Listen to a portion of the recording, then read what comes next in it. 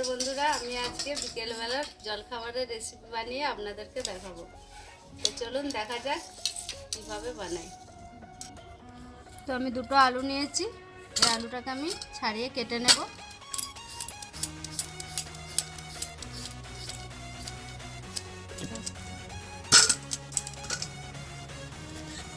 আলুটাকে আমি 4 ফালি করে কেটে নেব।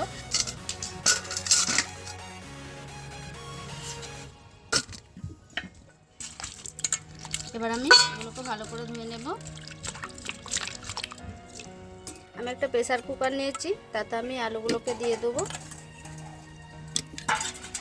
এবার এতে একটু জল দিয়ে দিচ্ছি সিদ্ধটা হওয়ার মতো। এবার আমি গ্যাসে বসিয়ে নিয়েছি।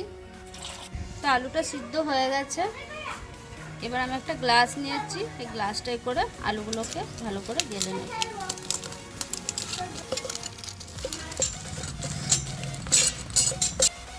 আলুটা ঠাসা হয়ে গেছে। এবার আমি আদাটাকে কুড়ে নেব।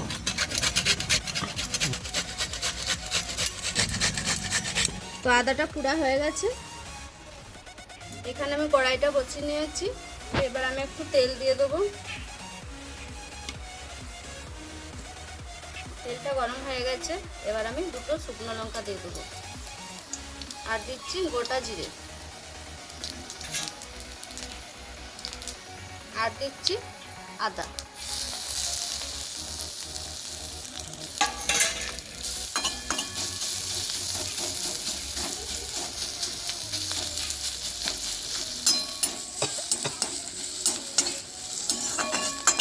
ভাজা লঙ্কাগুলো তুলে নিচ্ছি।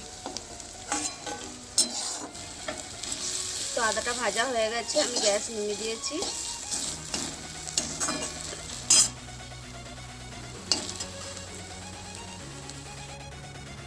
তো এই লঙ্কাগুলোকে আমি নুন দিয়ে ভালোভাবে মেখে নেব।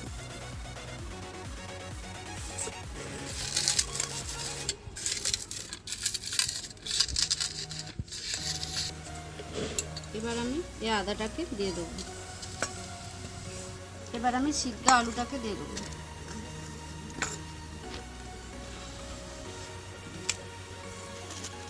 এতে আমি 3 চামচ কর্নফ্লাওয়ার দিয়েছি। দেবো একটুখানি হলুদ, দেবো হাফ চামচের মতো চাট মশলা। এবার আমি ভালোভাবে মেখে নেব। নুনটা আমি লঙ্কাটা গুঁড়োনোর সময় নুনটা দিয়েছি, তাই আমি আর নুন দিচ্ছি না। তো এইভাবে আলু দিয়ে রেসিপি বানালে খেতে খুবই সুন্দর লাগে, খরচও কম।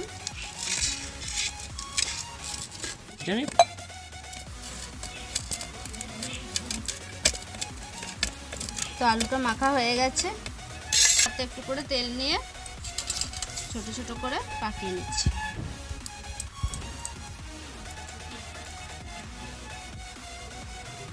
দেখুন কত সুন্দর দেখতে লাগছে।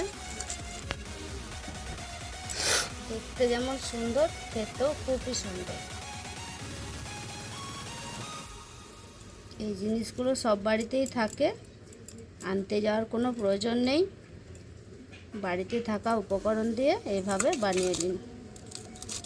তো এইভাবে আমি সবগুলোকে পাকিয়ে নেব।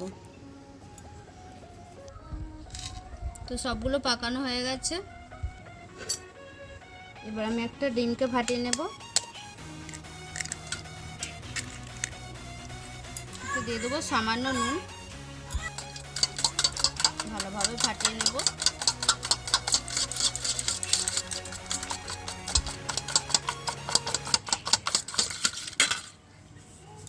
এবার আমি আলুটাকে ডিমে ডুবিয়ে এখানে লেড়ো গুঁড়ো নিয়েছি, লেড়ো গুঁড়োর সঙ্গে পাকিয়ে নেব।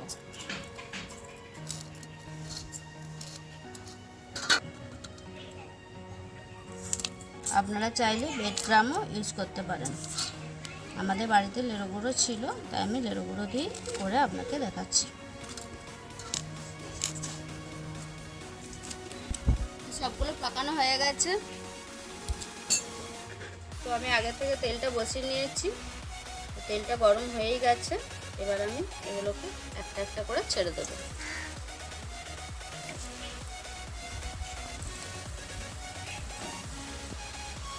তো ভাজা হয়ে গেছে, এবার আমি তুলে নেব। এইভাবে কড়কড়ে করে ভাজতে হবে, তাহলে খেতে ভালো লাগবে।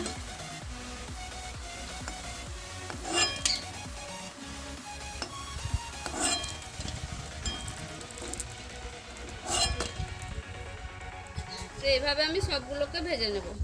তো এবারে আমি বাকিগুলো ভেজে নেব।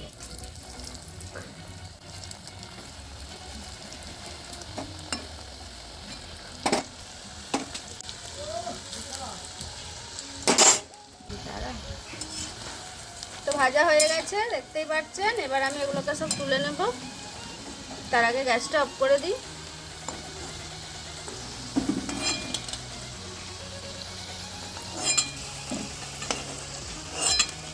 দেখতে দারুণ হয়েছে।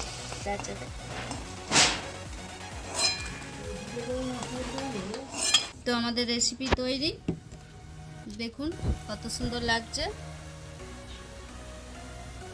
এই যে, তো বন্ধুরা ভিডিওটা ভালো লাগলে অবশ্যই একটা লাইক করুন, আর কি রেসিপি দেখতে চান আমাকে কমেন্টে জানান, আমি আপনাকে দেখিয়ে দেবো।